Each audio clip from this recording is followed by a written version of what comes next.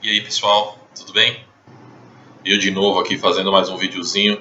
Aproveitar para cobrar o Fredson, né, para que ele faça videozinhos pra gente também aí, explicando algumas coisas. Pessoal, hoje o nosso vídeo vai falar sobre hoje a gente vai falar sobre o FLUS, SUS, claro, errei. Hoje a gente vai falar sobre o SUS, tá?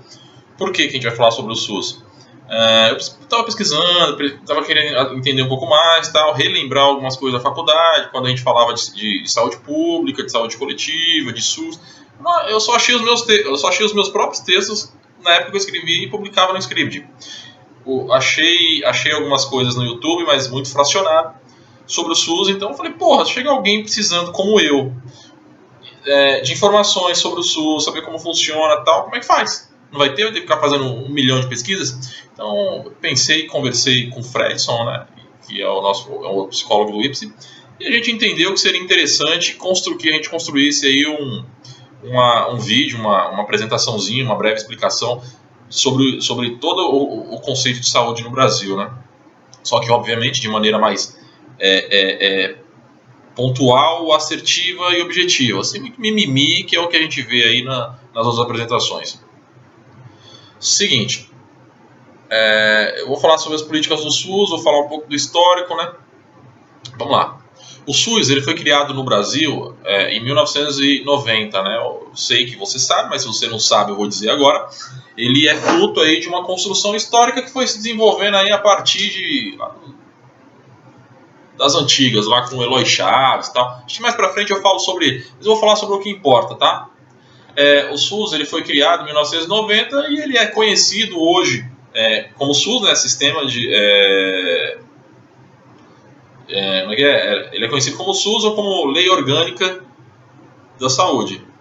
Sistema Único de Saúde e Lei Orgânica da Saúde. Ele segue as premissas constitucionais, né? O que é isso? O que quer dizer isso? Eu não sei se você sabe, mas se você não sabe, vai ficar sabendo agora. Na Constituição Federal de 88 tem lá um artigo que fala que é dever do Estado prover e promover a saúde a todos os cidadãos, né? Por meio de instituições públicas, algumas vezes privadas, né? Desde que dando um pouco de enfoque aí para as instituições privadas que sejam filantrópicas ou sem fins lucrativos, né? Por exemplo, clínica escola e instituições públicas, privadas, desde que contratadas. Aí eu estou colocando, geralmente são as sem fins lucrativos ou as filantrópicas, né? Ou as instituições que sejam conveniadas, né, pelo governo. O SUS ele tem algumas diretrizes, né? O que são essas diretrizes? Elas são um conjunto de recomendações técnicas para problemas específicos que são, né, produzidos pelo Ministério da Saúde. Como assim? Existe uma demanda, o Ministério da Saúde entende que essa demanda é urgente ou que ela precisa ser observada e cria políticas, né, diretrizes para recomendações para esse problema.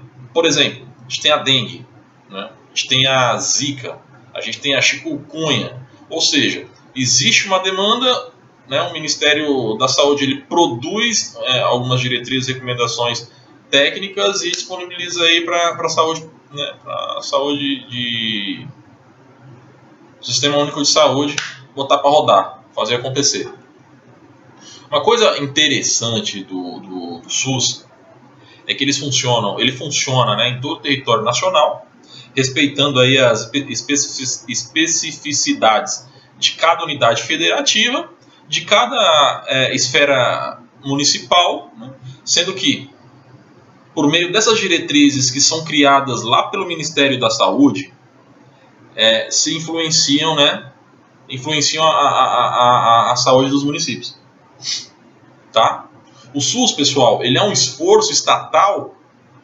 Bem, na minha concepção, acho que na concepção de diversos teóricos aí, de diversos pensadores, o SUS ele é o esforço estatal mais forte que já foi criado a fim de promover a saúde a toda a sociedade, tá? Como eu tinha dito anteriormente, ele é fruto de uma criação aí, de uma construção que foi histórica. Não chegou em 1990 e falou assim, porra, vou criar o SUS. Isso não. Começou lá em 1900 e tralalá, se eu não me engano foi em 1923, com Eloy Chaves, né? Ele criou um negócio que na época chamava de CAP, né? Caixa de Assistência à Previdência. Bem, eu vou falar as siglas e eventualmente digo o que ela, né, falo no extenso o que é cada uma, mas de qualquer forma vou botar aí a sigla para você dar uma pesquisadinha e aprender também, né? Não ficar só absorvendo aí como terminal burro as informações que eu estou passando. A ideia é que eu passe essas informações, você entre no processo de reflexão e construa aí um raciocínio e me questione posteriormente, né? Só que os questionamentos vão ser respondidos pelas suas pesquisas. Porque eu estou falando, às vezes eu vou usar algumas siglas, alguns termos, e os que eu não falar por extenso, vocês vão lá e pesquisam. Mas enfim, voltando. 1923, Eloy Chaves, tópico 1, ponto. Posteriormente, em 1932, foram criados os IAPs, tá? Em 1965 foi criado o INPS, Instituto Nacional de Previdência Social, tá? E naquele momento, lá em 1965, começou a promover assistência mesmo como a gente conhece hoje. Só que ela tinha uma peculiaridade, ela era comprada da iniciativa privada, como é hoje em alguns casos, né? Em 1977 foram criados os SIMPAs e os INAMPs, tá? O que eles faziam? Eles também compravam serviços do setor privado, como a gente faz hoje, dando mais ênfase, tinha que ser conveniado, dando mais ênfase às filantrópicas e às sem fins lucrativos. Mas, né, eles tinham um problema. Eles privilegiavam as pessoas que pagavam por esse serviço. Pô, você deve estar se perguntando, como assim, Harley? Estou falando assim, foram criados os SIMPAs e os INAMPs, né? INAMPs é Instituto Nacional de Assistência Médica e Previdência Social. Olha o que o nome está dizendo, assistência médica, previdência social. Aí o que eu disse foi assim, esses institutos, essas instituições que foram criadas pelo governo, eles compravam serviços do setor privado, mas privilegiavam aqueles que pagavam. Aqueles quem? Pagavam a previdência social. Ou seja, só quem era empregado formal e os dependentes desse empregado é que tinham direito aí à assistência médica, né? O que é uma coisa absurda. Bem, absurda hoje, no nosso ponto de vista. Presumindo que o seu ponto de vista se parece com o meu, né? Enfim. Nessa época, os INAMPs, eles privilegiavam o pessoal que pagava lá os direitos trabalhistas. E, por outro lado, ele era um modelo hospitalocêntrico, tá? Focado no curativo. Ou seja, você quebrou a mão, você vai lá, o cara vai, remeda a tua mão para funcionar. Você quebrou, machucou o dedo, o cara vai lá, pá. Cortou o cílio, o cara vai, costura. Diferente de hoje. Hoje, no SUS, qual que é o modelo que eu acho, inclusive, mais, né, contundente e eficiente? Ele é curativo, mas por ele também é preventivo, né? O SUS ele não quer que você quebre a mão, ele previne isso antes, né? Ele não quer que você bata o carro, ele te previne, começa aquelas políticas de saúde e tal, para que você nem dirija alcoolizado e bata o carro. É isso que eu quero dizer. Tá? Antigamente, essas instituições, os INAMPs, os SIMPAs e todos esses mimimi que eu falei anteriormente, eles eram responsabilidade do Poder Federal, né? Eles eram financiados, remunerados, né, pela esfera federal. O que é diferente hoje? O SUS ele é distribuído, né, em todo o governo, ou seja, o governo federal pega lá o dinheiro que ele recebe da lei orçamentária, mais ou menos 30%. No mínimo 30% do que ele arrecada, que o governo arrecada hoje, o governo federal, a Dilma, o Lula, eles têm que colocar para a saúde. Aí esses 30% eles são rateados pelos estados, né? E pelo Distrito Federal. Porque o Distrito Federal é um município, mas enfim, são rateados pelos estados e pelos municípios. E quando rateia junto dos municípios, vai um pedaço para o Distrito Federal. Tá? Lembrando que a lei, esse dinheiro que vem do governo federal, mais especificamente do Ministério da Saúde, não é o mesmo dinheiro que as esferas municipais elas arrecadam para investir em saúde, tá? São dois orçamentos que devem ser somados e existe uma lei, inclusive, que é a lei orçamentária, que diz que o governo federal tem que colocar 30% do que ele arrecada, ou seja, dos nossos impostos em saúde. Aí você faz a sua reflexão para ver se esse dinheiro está sendo aplicado ou se a saúde realmente está... Mas vamos lá. Em 1987 teve a criação do SUDES, né, que era Sistema Unificado e Descentralizado, que é mais ou menos foi o que culminou, foi aí o que, né, despertou o brasileiro para que ele incluísse na Constituição Federal de 88, na nova, a necessidade da saúde. Porra, né, meu? A gente precisa de saúde. Não pode ser centralizado isso aí, né? Não pode ser modelo hospitalocêntrico, né? E é dever do Estado prover saúde para todo mundo, não só para quem paga.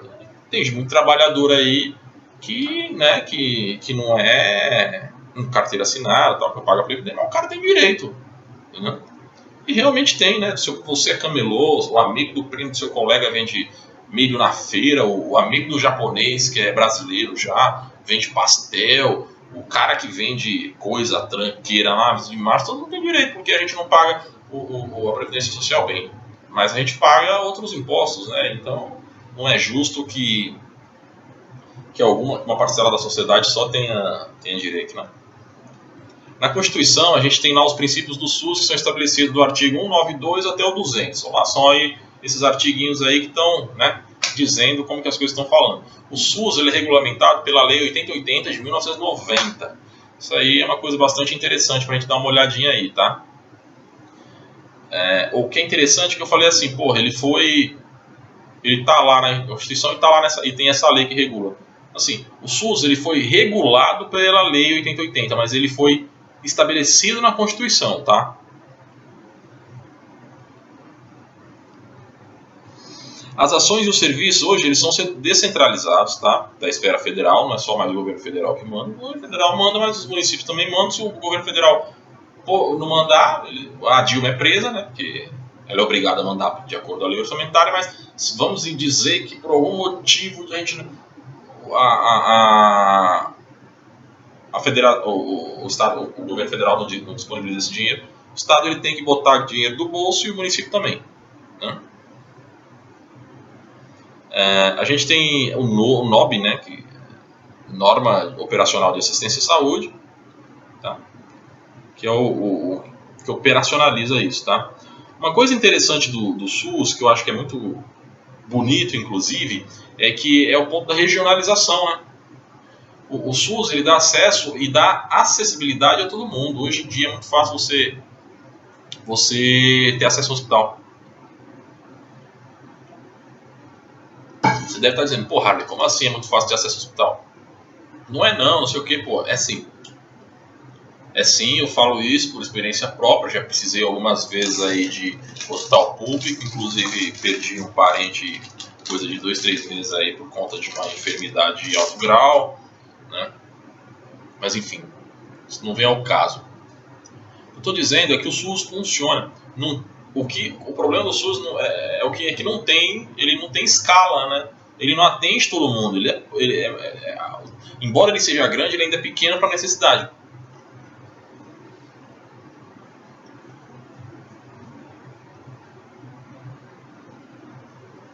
O SUS ele trabalha em função de dar acesso e facilitar o acesso das pessoas à saúde. Uma coisa interessante é que ele é hierarquizado, né? Ele é composto por unidades interligadas, cada uma com uma tarefa, né? E isso é bastante legal. O consumidor, que somos nós, usuários, né?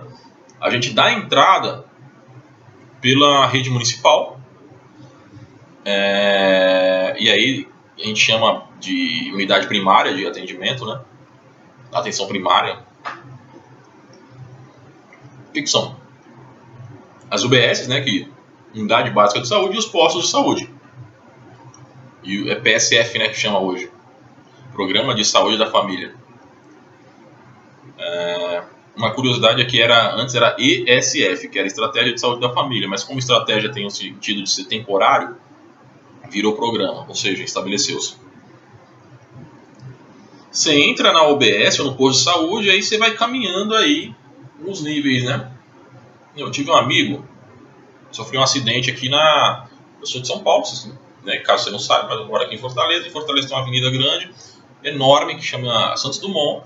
No final da Santos Dumont tem uma bifurcação, vai para um shopping e um lado que vai para a praia. Tinha um vizinho aqui, morava do meu lado, o cara foi para balada, tava voltando, quando voltou, bateu numa mureta dessa bifurcação. Aí ele teve um problema na medula, inclusive perdeu os movimentos da parte da cintura para baixo e tal. Mas enfim, tava sem cinto de segurança, tá? Mas enfim, abrir aspas, não fechar aspas. O que eu quero dizer, esse meu amigo ele foi para um posto de saúde, ele não foi a um posto de saúde. Eu acabei de dizer assim, que a gente sempre entra pelo posto de saúde, que é pela a esfera mais baixa, que é a atenção primária. Depois vai para a secundária, que são os hospitais, os ambulatórios. E aí a gente vai para os hospitais gerais, né? E depois a gente vai para os hospitais específicos da área. Esse é o modo tradicional. Mas esse meu amigo, como foi muito sério, ele nem passou pela unidade básica, pela UBS, ele já foi direto para a secundária, né? Que é o hospital geral, para ver o que aconteceu, e de lá para lá ele é encaminhado para... Depois ele foi para uma especializada. Isso vale para mim, vale para você, tá? Você tá em casa com febre, vai na UBS. Você tá com um problema mais sério, também vai na UBS. Agora, eles vão te encaminhar, se for realmente algo mais sério, para um hospital geral ou para um ambulatório especializado. Ou, né, você já vai direto, se for um negócio direto, com um acidente de trânsito, você já vai direto com uma atenção secundária. Uma peculiaridade que eu acho interessante não é assim, todo cidadão brasileiro tem direito à saúde. Realmente todo cidadão brasileiro tem direito à saúde.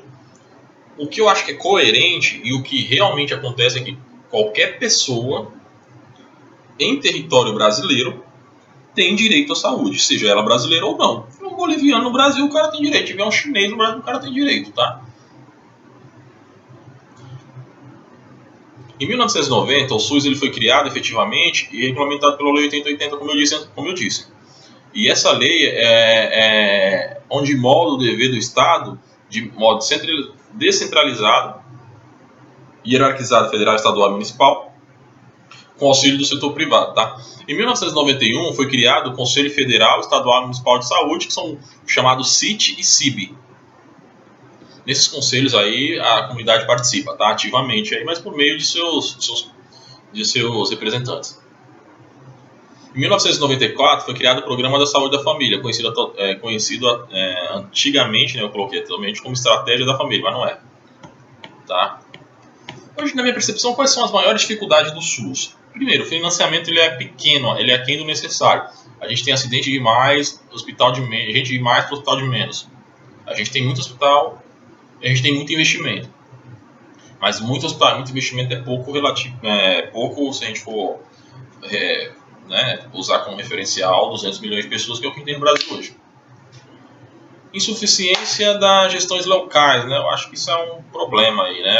A gestão ela poderia melhorar. Problema que na minha percepção, baseado, né, pautado, fundamentado por alguns estudos que a gente fez antes de fazer essa recomendação. A baixa resolutividade da rede básica de saúde, ou seja, a gente vai para a OBS, pô, tá tirando, né, velho? O cara só vai curar a gente se for... Não é aquela parada quando a gente fica muito bêbado, esqueci o nome. Fica muito bêbado. Aí a gente vai lá, o cara mete aquela mascarazinha pra gente tomar soro e açúcar, né, concentrado. Esqueci o nome da parada, mas acho que se você tomar umas, você lembra aí. Você vai como alcoólico. O BS só resolve como alcoólico, velho. Você vai fazer um negócio mais punk, acaba não resolve. Assim, lógico, eu não vou generalizar. Aliás, eu vou generalizar. Eu ia dizer que não ia, mas eu vou. Eu vou generalizar porque toda regra tem exceção, né? E as exceções, elas estão aí só para confirmar a regra. Legal. Tem 3 palavras que são princípios basilares aí do SUS, né? Que é a universalidade, equidade e integralidade. O que é isso? Universalidade é que todo mundo tem direito, em todos os níveis. Desde a atenção básica, que é aquela como alcoólico, até um negócio mais sério, que é um transplante, um tratamento para câncer. Tanto é dever do Estado e tanto o Estado cumpre, eu acho que o Estado é meio vacilão. Eu ia dizer um palavrão aqui de alta escala, mas eu não vou usar não, vou ser mais cavalheiresco. Você tem noção. Todo mundo tem direito à educação, todo mundo tem direito à educação, todo mundo tem direito à saúde, é um dever do Estado prover. Meu tio que faleceu foi em setembro, foi em setembro. Passou aí lutando 5 anos contra o câncer, né, tal. E no final nos 2 anos finais aí, ou no ano final do tratamento, ele precisou de uma medicação que custava 15 mil reais. O Estado não queria pagar, véio. Então ele entrou na justiça, o juiz mandou eliminar o Estado aqui, como eu tive que pagar. cara tomou remédio e tal. Ele estaria tomando se tivesse vivo até hoje. O que eu quero dizer é que assim, é direito de todo mundo e obrigação do Estado fazer. Mas se o Estado não fizer, se for no hospital, o cara não quiser te atender, e se você escapar, porque a probabilidade de você morrer é muito alta, é que o cara não quer te atender, põe na justiça. Demora, mas funciona. E se for alguma coisa punk, sai mais rápido. Um outro princípio, vamos lá, eu falei da universalidade. Um outro princípio é a equidade, tá todo mundo igual. Não tem essa de rico passar na frente, não. Você vê um negócio desse aí, pega seu celularzinho e filma, pau no gato no governo, pau no gato no hospital, porque isso não pode acontecer, todo mundo é igual, né? De acordo, obviamente, a sua necessidade. Eu mandei filmar, mas todo mundo é igual, né? Em situações iguais. Por exemplo, você está no hospital lá, você está na frente, você é pobre, você está com dor de cabeça, velho. Uma daquelas dores de cabeça que são crônicas, né? Que coisas crônicas não vão para atenção secundária. Aí chega um cara acidentado, o cara é milionário. O cara tá todo ferrado. Precisa de um atendimento mais urgente. Obviamente ele está passando na sua frente não é porque ele é rico, ele está passando porque ele precisa mais.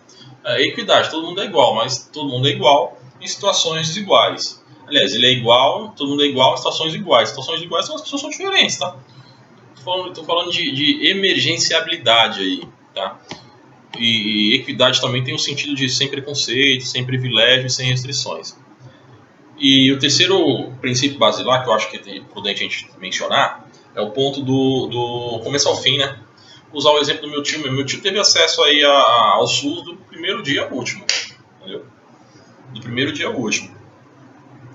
Começou com uma dor na barriga, terminou com um hospital pagando 15 mil reais por mês, por semana, né? Porque ele tomava um por semana.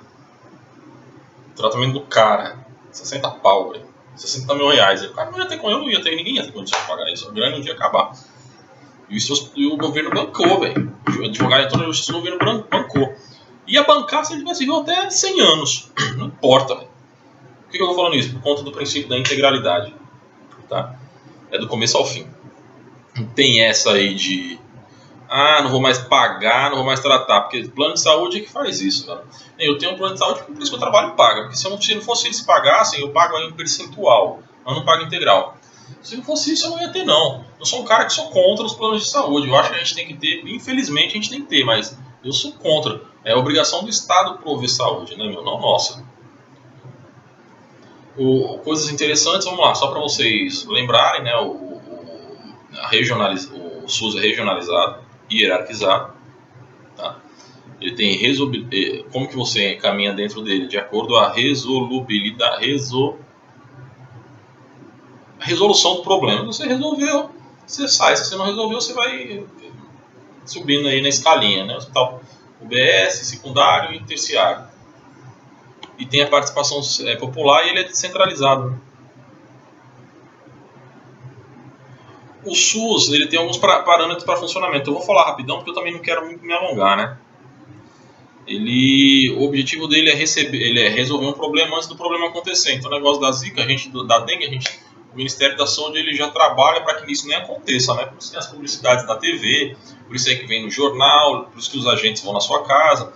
Hoje, uma coisa interessante do SUS também é que é assim que funciona: família, agente e UBS, ambulatório e hospitais especializados, né? O que eu quero dizer isso? O cara ficou doente, a família vai no hospital, ou o agente comunitário ele vai na sua casa, uma coisa que é bastante legal, o agente comunitário aí participando. Portanto, tente facilitar o acesso do agente comunitário à sua UBS, do agente social, assistente social, enfim, à sua casa, tá? O funcionamento do SUS está previsto nas leis, que eu já falei anteriormente. Tem a diretriz orçamentária, que eu tinha falado lá no começo, mas eu tinha que ter falado agora, que é o seguinte: o governo tem que, a lei orçamentária diz que o governo tem que assegurar no mínimo 30% do orçamento aí da Seguridade Social, excluindo o seguro-desemprego, né? Eu falei lá no começo o seguinte, que dos impostos que a gente paga, o governo tem que pegar 30% e repassar isso pela saúde, mas não é assim não, tá? Deixa eu dar só uma corrigida. É 30% do que a gente paga para a Previdência, tá? Tirando só o seguro-desemprego. Caraca, velho, isso é um bagulho que eu não falei. Eu já sabia, lógico, né? Tanto que eu anotei aqui no meu roteirinho, mas eu falei lá no começo, falei, porra, mano, por isso que a Dilma tá se ferrando aí e a Previdência vai quebrar. Mas tem que pagar mesmo. Entendeu? Tem que pagar mesmo. Ou então ela se vira aí para arrumar o dinheiro para botar na saúde, que tem que ter saúde. Eu não quero saber de onde vem a grana, eu quero essa grana aí que estão roubando tudo, põe na saúde que já resolve. Petrolão. A verba, só para esclarecer, ela é passada, né, para falar depois que o Márcio fique errado. Ela é passada pelo Fundo Nacional de Saúde e só pode ser gasta com saúde, tá? Você vê, um bagulho que vai dar loucura mesmo é se o APF, quando começar a investigar para onde está indo o dinheiro aí, né?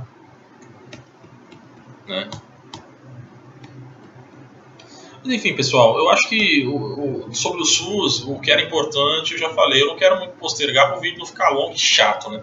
Já está com 20 e tantos minutos, então acho que já está bom. Se tiver alguma dúvida, alguma sugestão, quiser fazer alguma consideração, sinta-se à vontade aí. Entre no site www.ipse.com.br,